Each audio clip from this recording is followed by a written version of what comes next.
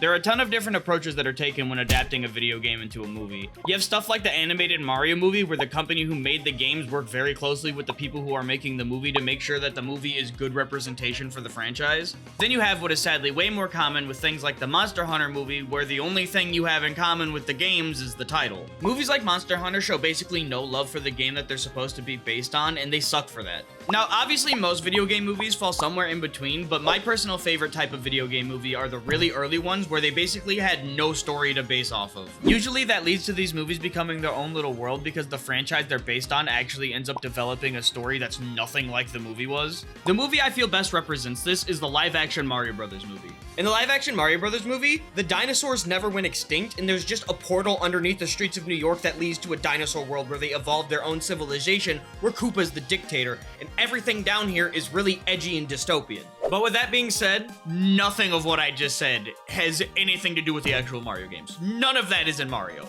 And that's because this movie came out when there weren't that many Mario games out and they didn't really have a story to base off of, so they just kind of had to make up their own shit.